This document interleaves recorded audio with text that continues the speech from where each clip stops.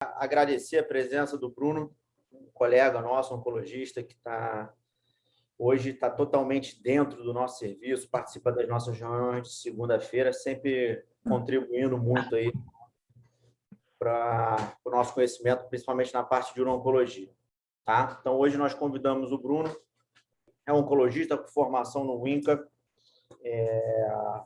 oncologista do Hospital Universitário Pedernest, da UERJ, e veio aqui hoje disponibilizar o tempo dele para falar um pouquinho para a gente sobre neoadjuvância no câncer de bexiga. Bruno, muito obrigado aí pela tua presença e a palavra é toda sua. Obrigado, Fernando. Agradeci já ao Paulo também e te agradeço, cara. Eu que tenho a agradecer a oportunidade aí de aprender com vocês aí toda segunda-feira aí. Estava falando com o Paulo aí que eu estou aprendendo muito aí, com certeza está me ajudando a crescer como profissional aí, né? Durante as reuniões a gente aprende muito. Então, eu trouxe para vocês então o tema, né, neoadjuvância em câncer de bexiga, e foi bastante desafiador tentar fazer alguma coisa que não fosse muito cansativa, né? O que é difícil falar de quimioterapia para um grupo de cirurgiões aí. Vocês estão me escutando bem? Tá ótimo, Bruno. Tá ótimo a conexão. Maravilha. Eu coloquei só um slide aqui de estatística que eu acho que é importante colocar em perspectiva o câncer de bexiga, né? Assim, a sobrevida em 5 anos ela é até relativamente boa comparada a outros tumores, porque a gente tem um percentual muito grande de tumor não músculo invasivo, né? O que melhora esse prognóstico aqui em 5 anos. Mas eu acho que os aspectos mais importantes aqui da estatística são a idade mediana dos nossos pacientes, né, segundo dados do SEER Database, a idade mediana do diagnóstico de câncer de bexiga é com 73 anos. Então, é uma população geriátrica que traz muitos desafios para a gente do ponto de vista clínico, né? Isso vai ter um impacto importante lá na frente quando a gente falar da indicação de neoadjuvância, né? Outro aspecto, a gente está falando da população, né, de doença localizada, são esses 34% aqui. Então, a gente não está falando de doença regional, à distância, está falando mais da doença localizada, pelo menos pela metodologia dos estudos principais. E a sobrevida em 5 anos, a gente tem que pensar que essa população tem aí, no máximo, né, em torno de 70% de expectativa de sobrevida em 5 anos. Colocando em perspectiva a questão do estadiamento, né, a gente vai tratar os pacientes em estágio 2 e em estágio 3A. E o estágio 3A agora, ele tem também o grupo N1, é um grupo de pacientes que anteriormente ficava no estágio 4 e que agora migrou na 8ª edição do TNM para o estágio 3. E depois a gente vai conversar um pouquinho sobre o N1, porque ele não está nos 2 estudos randomizados de fase 3 prospectivos, essa população não está contemplada nesses estudos. Outro aspecto que eu acho que é importante e é relevante a gente falar é que a neoadjuvância ela não está bem estudada para as variantes histológicas. Então, a priori, a gente não deve indicar a neoadjuvância para câncer de bexiga na população com variante histológica, né? Para outras histologias, não tem uma evidência clara, à exceção dos tumores neuroendócrinos. A gente teve até recentemente um paciente aí no UPE com tumor neuroendócrino de bexiga que a gente tratou com quimioterapia, né? E, assim, um tumor que responde muito bem. O tumor neuroendócrino indiferenciado tem uma resposta muito importante à quimioterapia. Então, esses pacientes se beneficiam, sim, de tratamento multimodal. Agora, as outras histologias, a gente não tem evidência clara para micropapilar, escamoso, adenocarcinoma, enfim. A princípio, todo esse raciocínio que a gente vai desenhar aqui durante a apresentação não se aplica para tumores com variante, exceto se for predominante de células transicionais e com algumas áreas de histologia variante. Um dado importante é que, apesar dos estudos incluírem só pacientes com doença N0, a gente tem um dado agora de 2021, de uma análise retrospectiva, mostrando o impacto em pacientes com linfonodo positivo que fizeram quimioterapia antes da cistectomia radical. Essa aqui é a curva em cima e a curva mostrando benefício com uma redução de 35% na mortalidade. O outro racional para a gente pensar em neoadjuvância é que o câncer de bexiga, o carcinoma urotelial, ele é extremamente agressivo. Aqui do lado eu botei essa tabela, que é de um estudo retrospectivo, mostra como essa doença é capaz de se disseminar. A gente tem metástase até para o coração, para o pericárdio, para o baço, enfim, cérebro, adrenal, não só esses sítios comuns que a gente está habituado a ver. Isso geralmente acontece em tumores extremamente agressivos, né, como melanoma, tumores que a gente não tem nem como imaginar com a capacidade que esse tumor tem de disseminar. E isso aqui é o racional para a gente colocar e pensar na neoadjuvância. É importante fazer um tratamento precoce da doença micrometastática. A gente tem que encarar o paciente ao diagnóstico como um paciente portador de doença micrometastática. E, sem dúvida nenhuma, é muito mais viável a gente dar quimioterapia antes da cirurgia, né? É muito difícil a gente pegar um paciente no pós-operatório e conseguir dar quimioterapia depois de uma cirurgia de grande porte. Isso eu estou falando de uma forma geral para tumores sólidos. Então, a gente tem dificuldade de garantir que vai administrar a quimioterapia na adjuvância. E a evidência na literatura também ela é bem mais robusta para a neoadjuvância. Gente, está dando para escutar bem aí? Tá ótimo, Bruno. Tá ótimo, Bruno. Bom, a gente separa aí dois tipos de tratamento, a radioterapia neoadjuvante e a químio. Em relação à radioterapia, eu trouxe só um slide, porque, na realidade, a evidência que a gente tem na literatura, né, esse estudo é do MD Anderson e esse estudo aqui do lado é do SWOG, os dois estudos mostram que os desfechos são, inclusive, piores para os pacientes que receberam radioterapia antes da cirurgia, tanto em sobrevida livre de doença, como em sobrevida em 5 anos. Na verdade, os braços aqui, as curvas de sobrevida para a cirurgia isolada são melhores com a cirurgia isolada, não com radioterapia prévia. E em relação a químio, a neoadjuvância com químio, a gente tem sim evidência, né? Antes de falar da químio, eu acho que tem um conceito interessante, né? É difícil a gente ficar falando de medicamento, eu acho que vocês são cirurgiões, é extremamente chato, mas eu acho que a única coisa que eu acho que é bem interessante falar é da cisplatina, né? Uma droga que vocês acho que acabam ouvindo muito falar para tumor germinativo, para tumor de bexiga. E eu separei aqui a questão da carboplatina e da cisplatina, né? A carboplatina, os dois aqui são estudos em doença metastática. A carboplatina é uma droga para doença, para tratamento de doença paliativa, quando você quer paliar. E a cisplatina, se eu pretendo fazer um tratamento curativo, eu tenho que obrigatoriamente usar a cisplatina. Isso dá para ver muito bem aqui no gráfico, né? Esse gráfico de sobrevida, ele mostra que a curva ela chega a zero. Morrem todos os pacientes com 4 anos. Não tem nenhum paciente vivo com 5 anos. Todos os pacientes vieram a óbito. E quando a gente olha a curva de sobrevida da doença metastática para a cisplatina, eu tenho um platô na curva de sobrevida. Eu tenho um grupo de pacientes aqui que está vivo. Então, mais importante que a mediana de sobrevida, que é de 14 meses num estudo para 9,3 no outro, aqui a comparação não é head-to-head, não é de um estudo com outro, as populações são diferentes, mas essa curva é clara, quer dizer, a gente tem a carboplatina como uma droga para tratamento paliativo, a gente não vai usar isso na neoadjuvância. Então, se o paciente não tiver condição de usar cisplatina, porque tem critérios de inelegibilidade para a cisplatina, a gente não vai utilizar a carboplatina, não são intercambiáveis em protocolos curativos. E a gente tem aqui os critérios de Gaussky, que são critérios de consenso, de inelegibilidade para a cisplatina, ou seja, o paciente com performance maior do que 2, com a função renal com clínica de creatinina menor do que 60, aceito em alguns estudos menor do que 50 como o limite, perda de audição, neuropatia ou disfunção cardíaca, com New York Heart Association maior do que classe 3 ou igual a classe 3, são todos pacientes inelegíveis, eles não podem fazer cisplatina. No caso da disfunção cardíaca, a gente tem que hidratar bastante esses pacientes. Esses pacientes, a cisplatina, a gente tem que fazer bastante volume. Eles não vão tolerar se tiverem insuficiência cardíaca. Então, há uma limitação importante para o uso de cisplatina. E eu trago aqui, então, os dois estudos randomizados. Onde tem C aqui, tem cisplatina, né? Os dois estudos randomizados de fase 3, que mostraram benefícios na neoadjuvância, foi um estudo com CMV, onde tem C, cisplatina, e MVAC, também com cisplatina.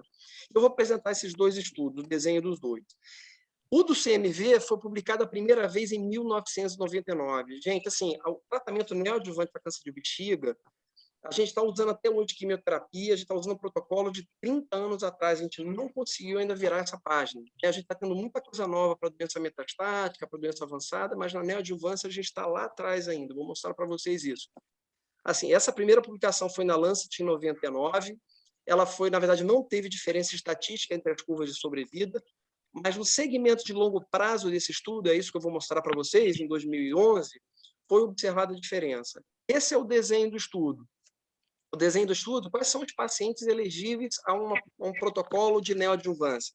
São pacientes T2 até 4A, nesse estudo, né, com tumores até 7 centímetros e considerados elegíveis à cirurgia e com bom clearance, uma boa função renal. O que esse estudo estava comparando? Cistectomia versus 3 ciclos do CMV seguido de cistectomia. Eu agradeço muito. O endpoint primário do estudo, aumento absoluto de sobrevida em 10%. O que esse estudo demonstrou? Houve um aumento da sobrevida livre de metástases a favor do braço que recebeu o CMV, e mais importante que isso, houve um aumento de sobrevida em 3 anos, 5 anos e 10 anos de 6%. Esse benefício se manteve no decorrer dos anos. E aos 10 anos, ele atingiu significância estatística, ou seja, essa diferença absoluta de sobrevida de 6%, com uma diminuição do risco relativo de 16%, foi estatisticamente significativo, o estudo é positivo, existe o benefício. E na taxa de resposta patológica completa, a gente quase triplicou a taxa de resposta completa nos pacientes que receberam neoadjuvância com CMV nesse estudo. O segundo estudo, é um estudo que foi publicado em 2003 na New England, é o estudo do SWOG, também conhecido como estudo do intergrupo, é o estudo do MVAC, que é o segundo protocolo. Esses são os únicos 2 estudos de fase 3 prospectivos bem desenhados. E esse estudo, na verdade, teve a primeira apresentação desse estudo na ASCO em 2001. Curiosamente, esse foi o ano que eu me formei na residência, foi em 2001, e a minha esposa, na época, teve o privilégio de ser sorteada lá para o congresso. Enfim, ela ganhou um ASCO com todo o hotel, enfim, e a gente acabou dividindo e foi junto para o congresso. Então, eu consegui, no ano que eu saí da residência, assistir um congresso dessa magnitude, foi uma experiência fantástica. E acho que de lá para cá eu não cheguei a assistir nenhuma plenária da ASCO tão interessante como foi essa plenária.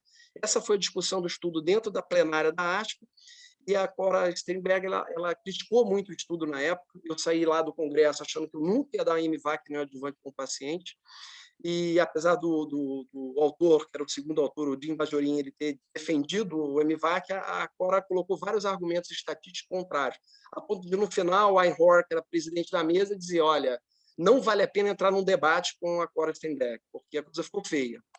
Mas, enfim, esse é o desenho do estudo. O estudo, na verdade, é muito parecido com o outro em relação aos critérios de inclusão.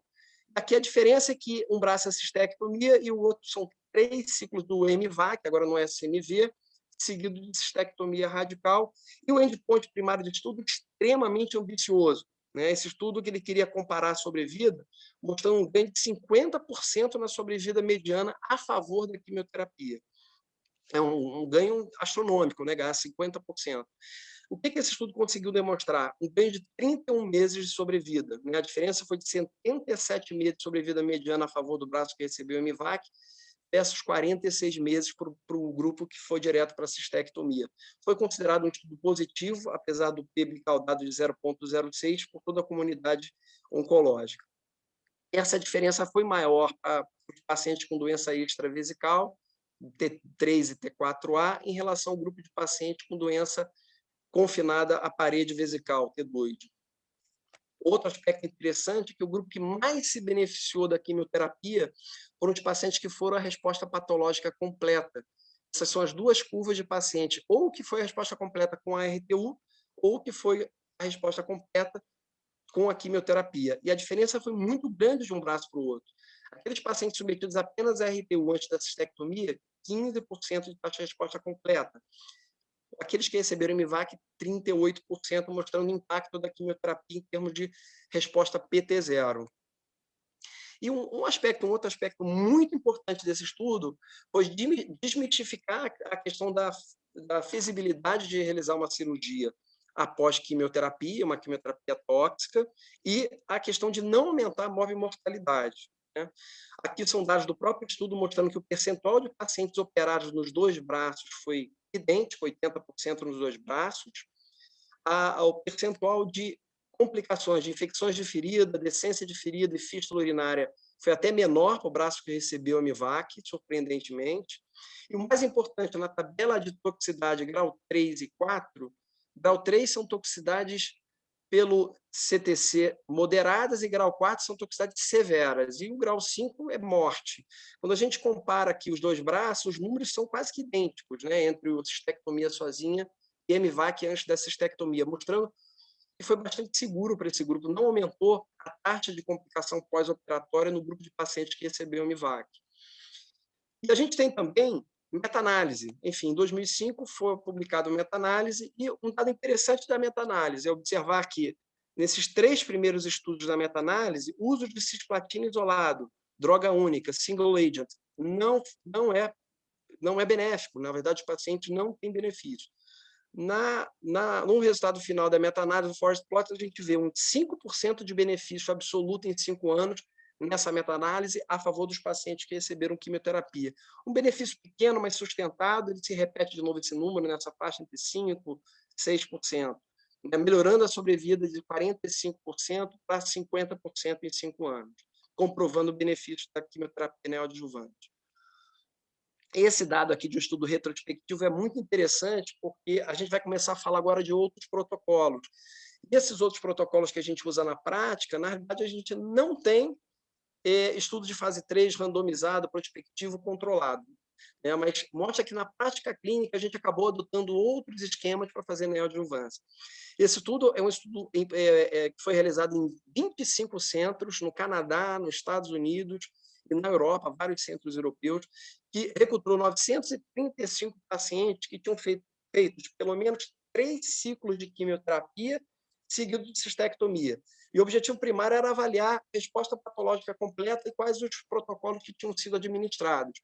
O que eles observaram? Que o uso de gemcitabina e cisplatina, GC, versus MVAC, o percentual de resposta completa era idêntico, 24% para essa população nessa análise retrospectiva.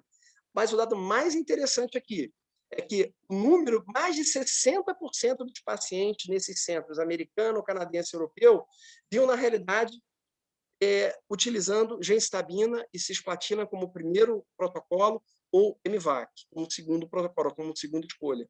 E por que disso? Eu vou mostrar para vocês em 2 slides.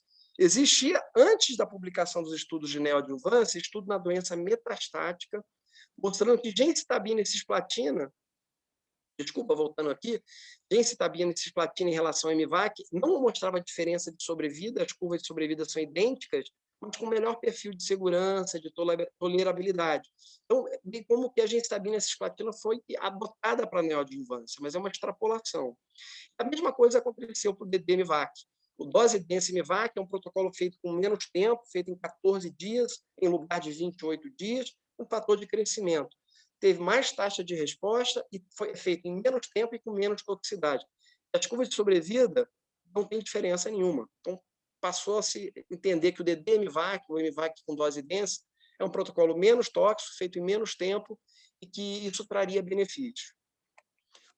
A partir desses dados, como na população, na prática clínica, um GC, gemcitabina e cisplatina, e o MVAC, dose densa, passaram a ser usados de rotina, um grupo francês fez um estudo, que é o estudo VESPER, comparando a gemcitabina com a cisplatina com o DD-MVAC.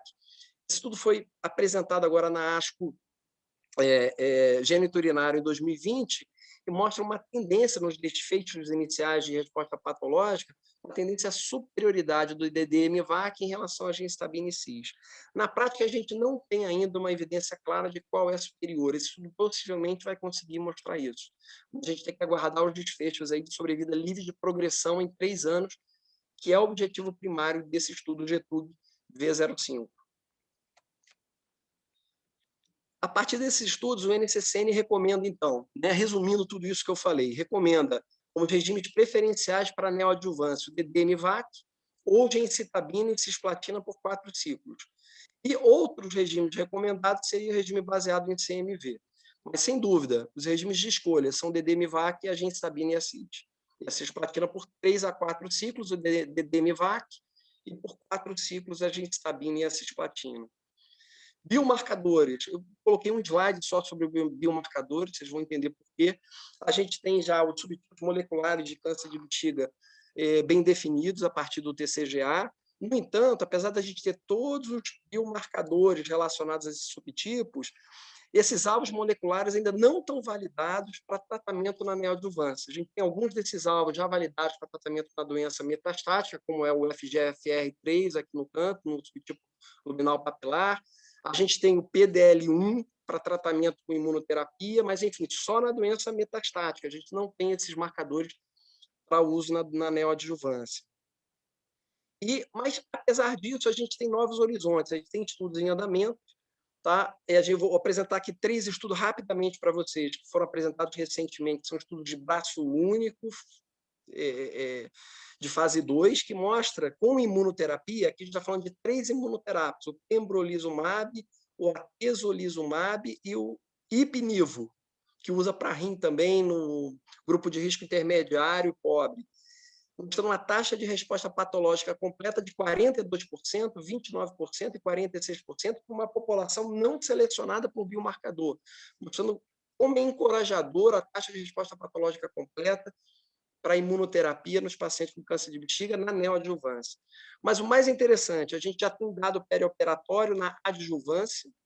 Esse estudo, que foi o atezolizumab, não mostrou diferença nenhuma, foi apresentado na ASCO agora em 2020. No entanto, o estudo com nivolumab, que é um outro quimioterápico, na ASCO-GU agora de 2021, agora em fevereiro, apresentou dados positivos de sobrevida livre de doença, um dobro de 21 meses versus 10 meses a favor do braço que recebeu imunoterapia.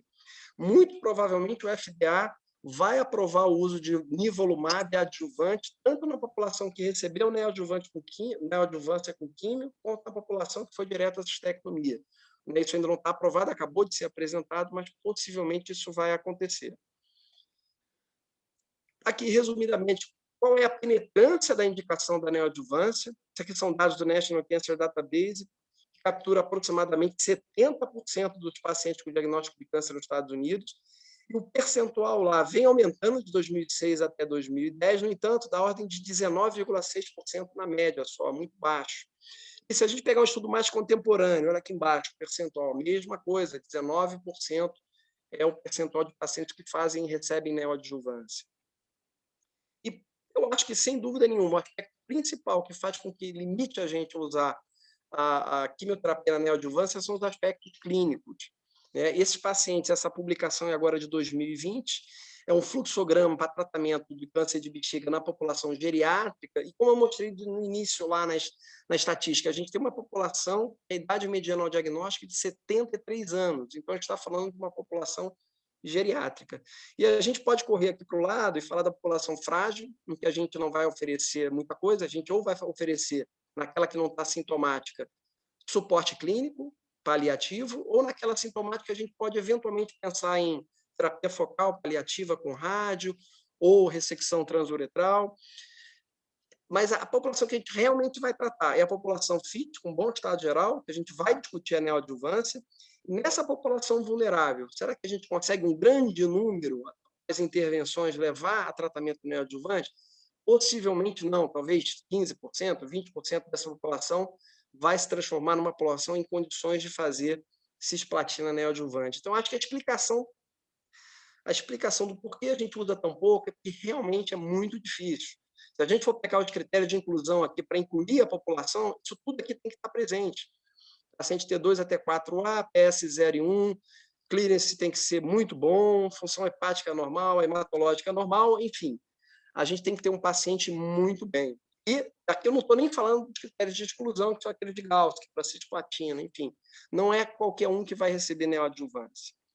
E, em conclusão, o que a gente pode concluir da apresentação? Que benefício seria os take-home messages, né? Como disse o Paulo no início. Né?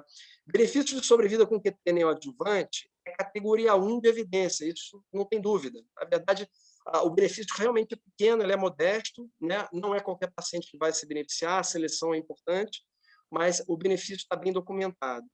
Esse benefício está restrito a protocolos com cisplatina em combinação. Droga única não traz benefício. Fazer cisplatina isolado ou carboplatina, trocar cis pela carbo, não vai trazer benefício. Não tem nenhuma evidência na literatura. Na neoadjuvância, na doença metastática, a gente pode utilizar. As opções mais utilizadas na clínica, apesar dos estudos terem sido com outros protocolos de fase 3, são gemcitabina e cisplatina e o DDM-VAC. O estudo que vem comparando esses dois protocolos para tentar encontrar o protocolo com melhor desfecho está em andamento, que é o estudo GETUB V05, está analisando o desfecho de sobrevida livre de progressão em 3 anos. Esses desfechos não foram apresentados ainda agora na ASCO, só os desfechos de toxicidade e de resposta patológica. Há necessidade ainda não atendida de biomarcadores preditivos de resposta validados para eu tratar com a QT. Seria muito bom ter um preditor que me diria, olha, esse paciente tem grandes chances de se beneficiar de neoadjuvância. Existem vários estudos com marcadores, especialmente marcadores relacionados a reparo do DNA, só que eles não estão validados para uso na prática clínica. E também biomarcadores para selecionar novos tratamentos, né? E a gente ter novas opções também nesse cenário. E possivelmente a gente vai ver a migração de tratamentos que são utilizados hoje na doença avançada para a neoadjuvância, e sem dúvida nenhuma, o que parece que vai chegar primeiro é a imunoterapia. Eu acho que isso aí resume um pouco tudo que eu falei rápido, né? Acho que foi rápido, não sei se vocês devem ter aí talvez algumas dúvidas aí, alguns questionamentos. Obrigado, gente, pela paciência aí, para ouvir um pouco de quimioterapia.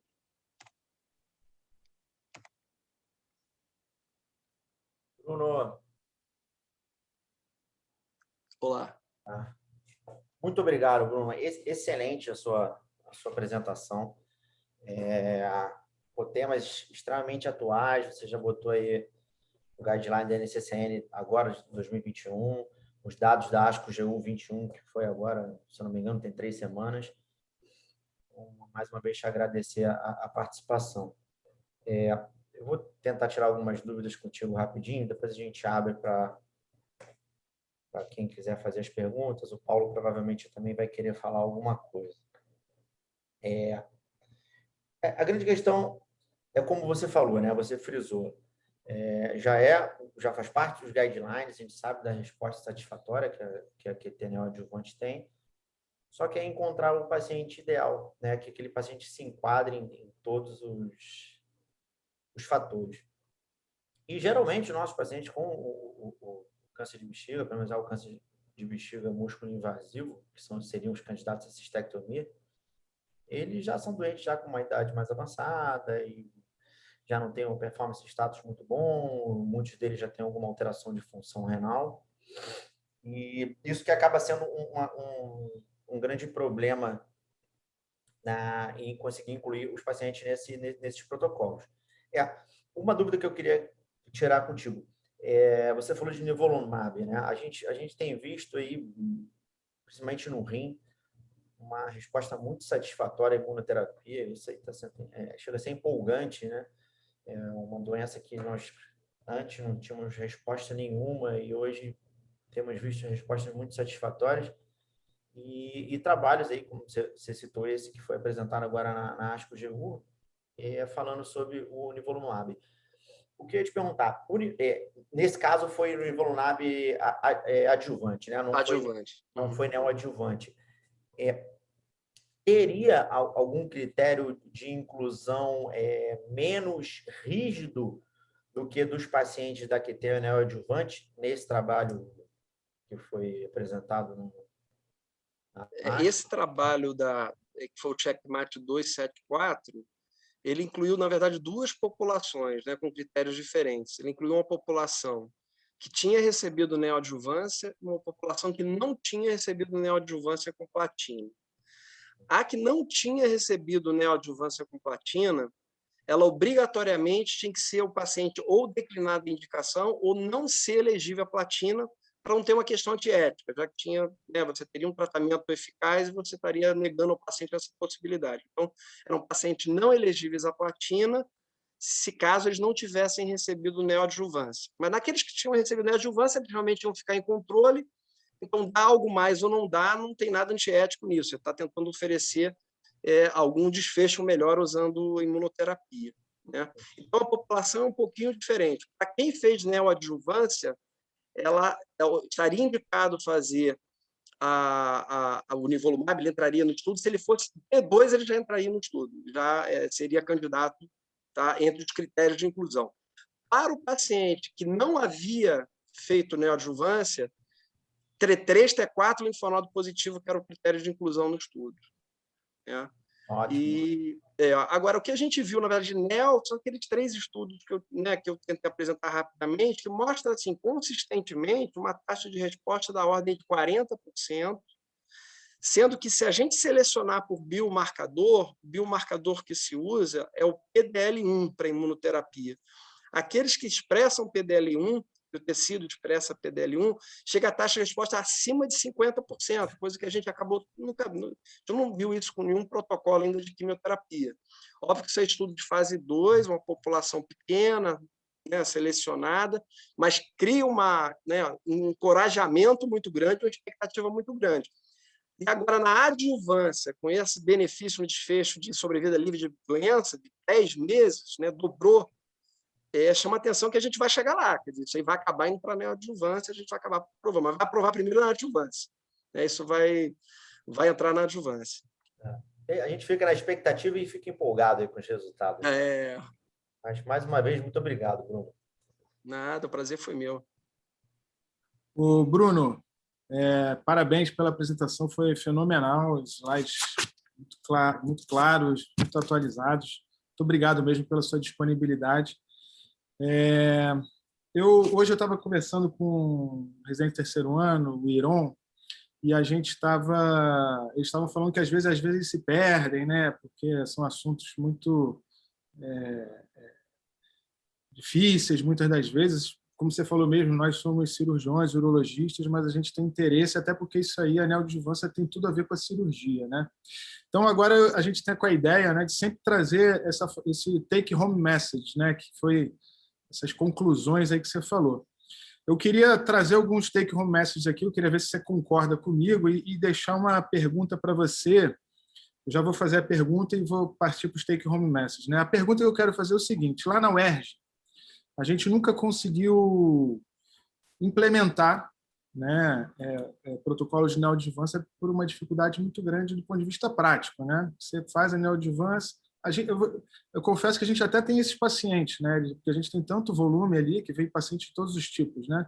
Inclusive pacientes fit, né, para neoadjuvância. Inclusive nós temos 2 aí para te passar. Depois eu te passo os casos com calma. Eu acho que agora não vai dar.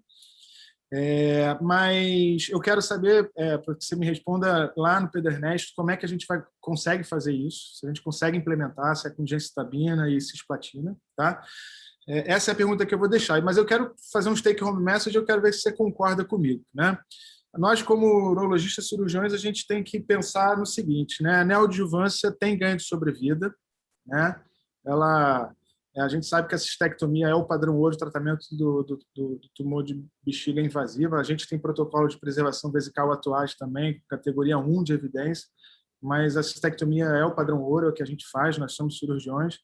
Então, a neoadjuvância a gente deve pensar sempre, correto? Sim, sempre. A gente deve questionar a possibilidade pelo menos de avaliar a elegibilidade, né? Se o paciente é elegível. Exato. Os pacientes que a gente vai avaliar a elegibilidade, claro, são os músculos invasivos e precisa ter células transicionais, né? O carcinoma de células transicionais clássico, ou neuroendócrino, correto? Correto. Quando a gente fala em quimioterapia neoadjuvante, outra mensagem que a gente vai ter que ter é que tudo é a base de cisplatina, né? Sim. E a cisplatina a gente tem como principal critério de elegibilidade a função renal, não é isso? Perfeito. Bom, então acho que essa é a mensagem que a gente precisa passar, assim, de uma forma bem simples, né? Porque quem vem na nossa reunião, eu acho que no final ele quer levar uma mensagem para casa, né? Eu acho que essa é a mensagem, né, que a gente pode passar para eles. E para nós, para todo mundo, assim, está todo mundo numa fase de aprendizado aqui. Então eu queria saber de você, assim, do ponto de vista bem prático, né, como é que isso funciona, né, no nosso cenário do SUS, né? Como é que a gente pode viabilizar isso? Como é que seria, né? Claro, a gente vai te mandar o paciente, você vai avaliar, mas como é que seria? São 3 ciclos, 4 ciclos, gemcitabina com cisplatina, e depois de quanto tempo que a gente deve submeter esse paciente à cirurgia? Então, assim, eu acho que não vai ter nenhuma dificuldade prática para fazer neoadjuvância lá no UP, não. Eu não tenho. A gente tem como fazer, a cisplatina é uma droga muito antiga, a gemcitabina também tem no hospital, que pode acontecer algum acidente de faltar o medicamento. A gente está com né, com uma questão de abastecimento no hospital, não só para onco, mas para hemato também. Não é questão de custo, porque os quimioterápicos, esses quimioterápicos não são de alto custo, a maioria, até uma coisa que é curiosa, mas sempre que a gente fala de oncologia, a gente acha que tudo é alto custo, né? Mas assim, a quimioterapia, a gente está falando de medicamento que custa menos de R$ 100 por paciente, aí, entendeu? Não é um medicamento de alto custo. E a gente não tem nenhuma dificuldade técnica de fazer essa infusão lá ou de tratar o paciente. Aliás, o tumor germinativo é muito mais complexo, o tratamento do tumor germinativo, que a gente já faz lá, do que fazer uma neoadjuvância para a bexiga, do ponto de vista da quimioterapia, né? É um tratamento mais tóxico, é uma população mais jovem, né, que tolera melhor, mas é um tratamento extremamente tóxico, né, e mais difícil, mais complexo até de administrar do que a Gensis. Gensis é simples, né? A gente faz o D1 com cisplatina e faz no D1 a gencitabina e repete no D8. É muito simples de fazer. E não tem nenhuma necessidade, né, atípica, né, para administrar isso para o paciente. O que pode ser feito em alguns casos, quando o paciente tem uma função renal borderline, é fazer um split dose da cisplatina e acabar por fazer uma divisão de dose de cisplatina D1 D8. Mas isso é questionável, mas está bem descrita na literatura, é uma opção. Tá? Mesmo assim, não cria dificuldade, você vai dividir a dose e fazer em dias separados, D1 e D8 a cada 21 dias. E aí, respondendo para a pergunta, são 4 ciclos que a gente faz de Gensis. Né? O DDMVAC podem ser de 3 a 4. O DDMVAC tem a facilidade de ser a cada 14 dias, a gente termina o tratamento em muito pouco tempo, é muito rápido. A gente tem condição de fazer o DDMVAC lá? Teria condição de fazer. Esse é o protocolo em tese número 1, né, hoje em dia. Mas o Gensis, você viu naquela revisão retrospectiva, a gente não está falando nem de países em desenvolvimento, não. Aquela revisão foi em vários centros europeus, ali Holanda, Viena, assim, centros da Europa toda, no Canadá, vários centros americanos. Primeiro esquema de escolha, a gente gencitabina e cis. Pela simplicidade, previsibilidade da toxicidade, o MVAC dá mais astenia, dá mais mucosite, mas assim, dá para fazer o DDMVAC também, paciente com relativamente jovem, bom performance, que a gente não vê nenhuma contraindicação, a gente pode fazer sim o DDMVAC. Os 2 protocolos são factíveis no UP. E qual é a janela que a gente deve operar esse paciente? Depois 8 semanas. Esse protocolo de neoadjuvância tem a duração de quanto tempo, assim, para o Gensis, por exemplo, que é o que a gente deve... A cada 21, 4 ciclos, quer dizer, em 60 dias eu estou fazendo o último ciclo, 63 dias.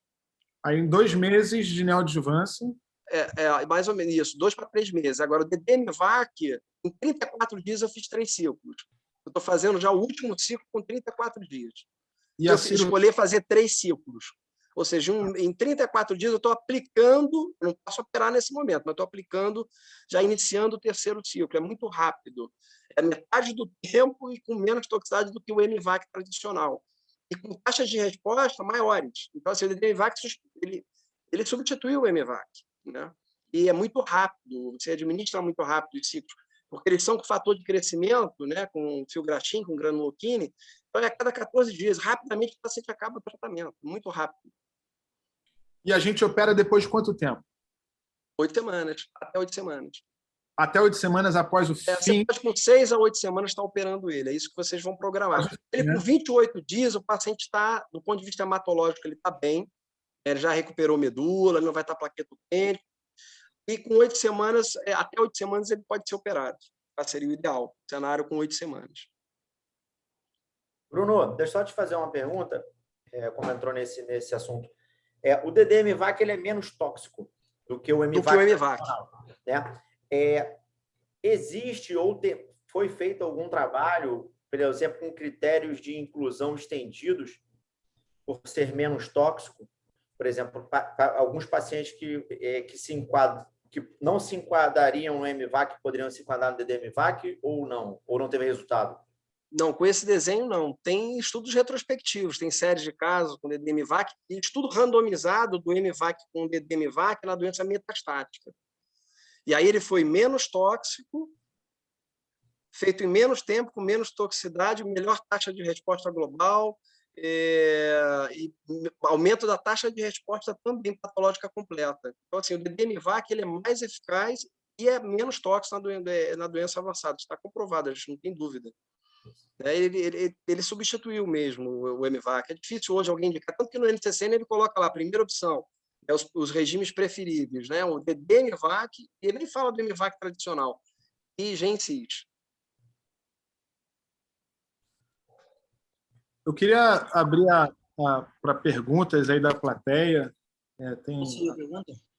A nossa reunião é pública, pode fazer pergunta, pode ter certeza que a pergunta será bem-vinda, que o que não falta aqui são dúvidas, né? Entre todos nós. Alguém falou que ia perguntar? Eu queria perguntar, Lucas. Tudo bem, Bruno? Obrigado pela aula muito boa. Deu para a gente atualizar bastante nessa questão, que a gente vê muito paciente com tumor de bexiga lá na UERJ, a gente acaba que está sempre em constante mudança para melhorar o tratamento dos pacientes, né? Isso ajuda muito essa aula. Mas eu tenho uma dúvida seguinte. Eu fiquei na dúvida em relação à carboplatina. Quando você indica a carboplatina, na verdade são os pacientes que não foram elegíveis clinicamente pelos aqueles critérios para fazer uma terapia neoadjuvante com gemcitabina, cisplatina, por exemplo. Essa é uma pergunta. E a outra, os pacientes metastáticos, estágio 4, né, eles já têm existe algum critério para o paciente metastático fazer a neoadjuvância para poder conseguir operar de forma com intenção curativa, ou, na verdade, não tem tanto estudo ou tanta relevância em fazer a quimioterapia com proposta de cirurgia, né, neoadjuvância?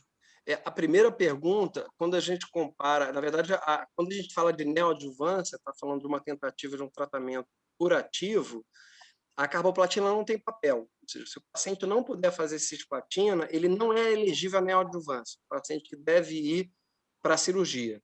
Mas ele também é irressecável, então ele é paliativo. Ele vai fazer carboplatina e gemcitabina paliativo, enfim, ou vai fazer algum protocolo paliativo. Ele deixa de ter um cunho curativo. Toda vez que a gente elege a carboplatina, a gente já sabe que está migrando de uma decisão curativa para uma decisão paliativa.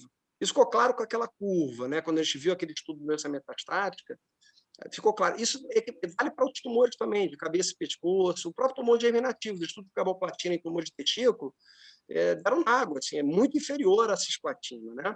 Para alguns tumores como ovário, não. A gente faz e pode intercambiar. Pulmão também, a gente pode usar a carboplatina. Então, assim, na verdade, na neoadjuvância não existe neoadjuvância com carboplatina. O conceito que tem que levar para casa é esse. Neoadjuvância com carboplatina não é neoadjuvância, é um tratamento paliativo, né? Ele pode até desdobrar um desfecho com sucesso, mas ele, por definição, ele é paliativo, né? Agora, a segunda pergunta, deixa eu tentar recordar, você me perguntou se um paciente de estágio 4, com doença avançada, se ele pode ser ressecável, fazer um tratamento com intuito neoadjuvante. A pergunta é interessante. Assim, se o paciente tiver doença linfonodal só, metastática, e for na verdade, for um estágio 4A, metástase acima da ilíaca comum, esses pacientes geralmente têm uma evolução melhor, eles podem ter uma evolução diferenciada, apesar de ser metastáticos. Então, esses pacientes, caso eles tenham uma resposta importante à quimioterapia, resposta completa ou quase completa, eles podem sim ser avaliados com intuito curativo e fazer, por exemplo, uma linfadenectomia retroperitoneal com intuito curativo. Ou se tiver uma excelente resposta ao tratamento, uma doença indolente, tiver uma metástase isolada no pulmão, aí já bem extrapolando, mas tem relato na literatura. Mas a gente sabe que isso é válido mesmo para doença retroperitoneal, para metástase linfonodal. Tanto que isso foi separado agora, né? 4A de 4B, doença visceral, o prognóstico já é muito ruim. Então, pensar em tratamento, né, um tratamento desdobrar para um tratamento curativo na doença metastática 4B não é a rotina, né? Não sei se eu respondi a tua pergunta, essa era a dúvida. Respondeu sim. Obrigado. Eu tenho uma dúvida aqui, posso fazer uma pergunta? Fala, Letícia. Oi, Guilherme. Tudo bom, professor? Queria agradecer primeiro a aula e a disponibilidade do senhor. E a primeira dúvida já foi respondida, né? Que é aquela pergunta que não quer calar, né? Por que a gente não faz isso, a quimioterapia neoadjuvante? E a segunda não tem muito a ver com essa aula, mas eu não queria perder a oportunidade, até que a gente tem mais essa informalidade, é o seguinte: protocolo de preservação vesical. Até porque a gente tem uma paciente lá, Almerinda, porque ela é um tumor irressecável, ela nem tem, na pequena amostra de músculo invasiva que foi, ela não tem invasão, mas assim, ela esquece isso, provavelmente ela tem. E aí foi aventada a possibilidade, que eu acho que já foi abandonada, de fazer protocolo de preservação vesical, porque enfim, ela já tem hidronefrose importante, função renal muito alterada. Quais seriam esses pacientes, vamos dizer assim, para eu ter em mente, o paciente ideal para a gente fazer protocolo de preservação vesical? Então, o paciente ideal para fazer preservação é o paciente ideal para ter sucesso com a cirurgia também, né? Esse paciente com hidronefrose, por exemplo, são pacientes que não entraram nos estudos, paciente com múltiplas lesões, presença de carcinoma in situ, esses pacientes não são elegíveis a protocolo de preservação de bexiga, né? Então, assim, o bom paciente, como você estava perguntando, para fazer preservação, o paciente, vou te falar o cenário ideal, né? Paciente sem hidronefrose, com lesão única, totalmente ressecada pela RTU, sem carcinoma in situ, e, enfim, esse paciente é um paciente que a gente tem como conversar e conseguir, né, com uma ressecção completa, agressiva, ter sucesso com a radioterapia, e a taxa de sucesso é muito alta, 75% em média, aí, com tratamento conservador. Não é ruim o resultado, mas é o mesmo paciente que vai ter um bom resultado com a cirurgia também, né? A diferença é que uma vai preservar órgão e a outra não vai preservar. E uma é gold standard e a outra não é, né? Tem que ter muita conversa antes com o paciente para ele escolher o caminho de preservação. Mas muitas vezes o paciente declina da indicação da cistectomia, né? E aí a gente fica bem mais à vontade de fazer, né, a proposta para preservação de bexiga para ele. Não sei se era essa a dúvida, né? De quem era elegível. Então, tem uma situação, esse que eu queria entender, que ele não é elegível à cirurgia, mas é para preservação vesical. Quem é esse paciente? Então, esse paciente não é é o bem paciente raro, né? clássico. É raro. Esse paciente não é um paciente clássico que a gente coloca ele no protocolo de preservação de bexiga. Ele é um paciente que vai entrar no tratamento paliativo ou radical para tentar tratar a doença, mas ele não entra na concepção, dentro dos critérios de inclusão, de um tratamento com a perspectiva de um sucesso, que seria esse grupo aí, que seria o ideal. O ideal para ele seria a cirurgia. Essa aqui é a resposta. Assim. Não é um paciente ideal para preservar a bexiga. Né? Tá bom, obrigado. Nada. Ô, Paulo, você quer acrescentar alguma coisa? Tem uma opinião diferente? O que você... Não, eu acho que está perfeito, assim, o pessoal perguntou bastante. Eu queria trazer mais um take-home message aí, que ficou agora de minha obrigação, é minha e do Fernando, traduzir ao máximo as coisas aí para a gente levar essas mensagens para casa ao término. A gente faz a reunião de 8 às 9 para ter fim, né? E para que tenha toda semana. E, Bruno, inclusive, você é nosso convidado aí, claro, você vai receber o link semanalmente. O outro take-home message aqui que eu tenho, que eu esqueci de falar, é em relação aos desfechos cirúrgicos. Você chegou a comentar sobre isso, né? Que a gente precisa desmistificar essa ideia. Eu confesso que eu operei pouquíssimos pacientes com neoadjuvância. Claro, a gente sempre tem que lembrar que a cistectomia é uma cirurgia que você precisa ter... normalmente é feito de forma institucional, né? Na clínica privada são pouquíssimos urologistas que realizam, né?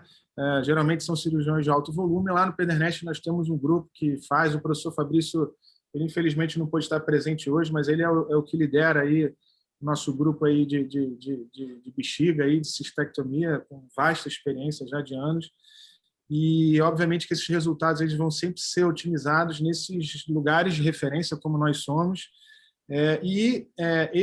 Essa desmistificar essa questão relacionada... Eu queria até que você comentasse só um pouquinho sobre isso, Bruno, que está chegando no final, em relação aos desfechos cirúrgicos desse trabalho que você comentou, que a gente sabe que os desfechos cirúrgicos são iguais. A gente tem em mente que o paciente vai fazer quimioterapia previamente, vai entrar espoliado na cirurgia.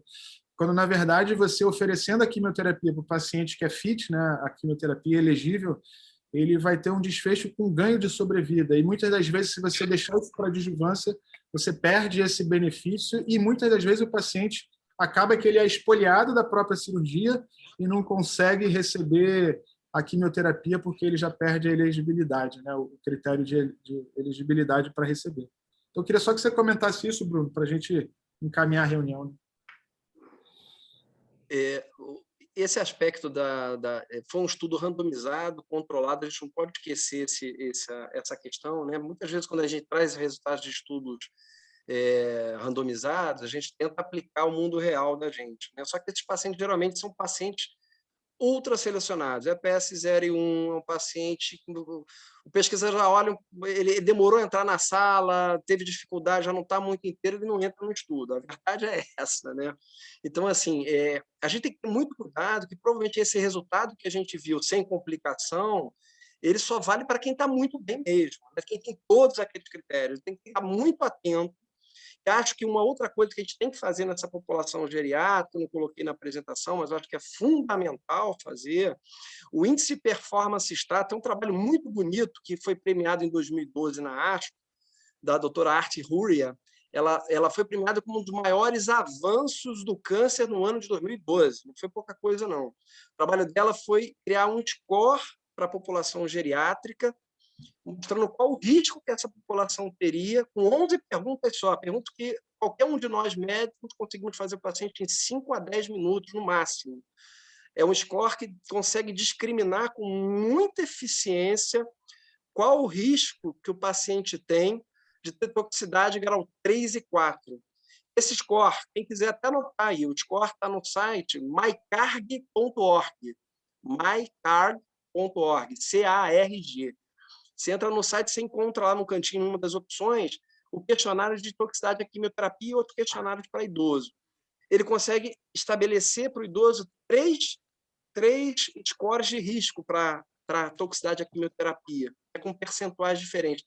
E o estudo publicado no JSL mostra como o performance status é falho. Você vê lá o quanto ele discrimina, ele quase não discrimina. Do performance de 100% até 70%, que seria pelo Karnofsky, você não consegue ver diferença em termos de risco de toxicidade. Agora, quando você joga no CARG, a diferença ela vai aumentando de forma muito clara. A acurácia do teste é muito grande. Então, assim, a gente tem que começar a usar ferramentas, né, melhores e talvez até pacientes em que a gente possa fazer um questionário geriátrico abrangente, uma avaliação geriátrica abrangente, o paciente tem que ser encaminhado para o geriatra antes, se a gente tiver em dúvida se deve ou não operar. Isso pode ter um impacto enorme na decisão. Então, se a gente não selecionar bem o paciente, ele não vai ser um paciente do estudo do MVAC. Ele não vai ser aquele paciente que teve 80% de cirurgia nos 2 braços, não vai ser aquele paciente que teve o mesmo desfecho. Sem dúvida, não vai ter. Eles são pacientes ultra bem avaliados, né? Por pessoas que têm um volume enorme e selecionaram muito essa população. Acho que isso tem que estar sempre em mente. Tá? Seria talvez ter sempre esse cuidado, né? Deixa eu fazer também uma observação final, seguindo a linha aí, principalmente do que o Paulo e agora o Bruno falou antes, e principalmente para os residentes, né? Porque quando a gente olha o resultado desses trabalhos, a gente vê o índice de complicação bem baixo, né? E aí, se eles querem tentar traduzir isso na prática, lembrando que a gente está no serviço público, um serviço público de referência que recebe paciente de todo o estado. E, geralmente, quando esses pacientes chegam para a gente, esses pacientes já chegam com a doença muito avançada, já chegam com déficit de função renal. Tanto é que é muito difícil a gente encontrar o paciente fit, né, para neoadjuvância. E esses pacientes, do mesmo jeito que eles não são fit para a adjuvância, já são pacientes que já têm um risco de complicação cirúrgica maior. Por isso que, muitas vezes, a gente não tem a gente tem um índice de complicação mais alto, o doente é um doente mais arrastado. Isso não é porque a técnica cirúrgica não foi adequada, não. É o paciente que já tem uma doença avançada, que é uma cirurgia de grande porte, e esse paciente, ele, às vezes, não tolera tão bem o procedimento cirúrgico, né? Então, acho que isso é muito importante que os residentes tenham isso em mente, porque, realmente, a gente vê no trabalho com aquele paciente PS1, com função renal ótima, jovem, obviamente que esse paciente vai ter uma resposta muito mais favorável. Eu estou com uma dúvida. Em quanto à imunoterapia, nivolumab, é prometedora, né? Porque pode ser usado em todos os pacientes que não preenchem os critérios para a cisplatina e, além disso, os pacientes que já fizeram neoadjuvância com cisplatina e que aquele DDM-VAC não responderam.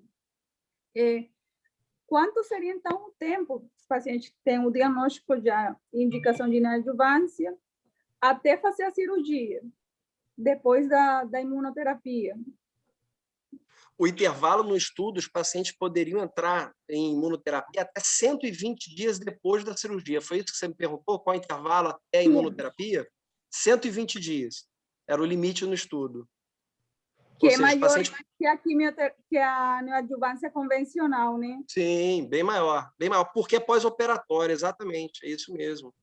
Né? E uma coisa também que a gente não comentou, né, Fernando e Paulo, é que a média da faixa etária nos estudos clínicos não traduz. A entrada de pacientes idosos em estudos clínicos de fase 3 é muito pequena. A maioria da população é bem mais jovem. Se a gente pegar a média dos pacientes que entraram no estudo MVAC e CMV, em torno de 64 a 65 anos, não traduz a população e a idade média, como a gente vê lá no NCI, nos dados do CIE Database, que são 73 anos a mediana, mas na hora que você recruta a população para o estudo, você vai lá e tenta pegar uma população mais jovem, para tentar, né, ter menos toxicidade. Você seleciona mesmo, é o que a gente vai ter que fazer na prática também. A gente vai ter que cuidar para ver quem a gente vai levar na neoadjuvância. Ô, Bruno, muito obrigado. Acho que foi uma noite muito proveitosa, aprendemos muito. Quero dizer que a gente tem 2 pacientes para te encaminhar aí para a neoadjuvância, e vamos discutir comigo aí para a gente ver se a gente consegue incluir eles e começar esse novo protocolo para a gente. Agradecer a presença de todos, teve pessoas de fora da UERJ. Essa nossa reunião é uma reunião pública, voltada aqui para os nossos residentes, mas é uma reunião pública, onde todos são muito bem-vindos. A gente faz essa reunião toda terça-feira, de 8 às 9, e eu acho que conseguimos atingir nosso objetivo essa noite. Fernando, se quiser finalizar. Não, tá ótimo, gente. Muito obrigado a presença de todos aí. Levando o convite do Paulo a todos, a reunião é aberta e a gente fica muito feliz com a participação de todos aí, o pessoal de fora, e assim, pode participar, pode fazer perguntas, trazer experiência de vocês, que a gente fica muito, muito grato com isso. Boa noite, pessoal. Boa noite. Valeu, Bruno. Obrigado. Boa noite. Boa noite.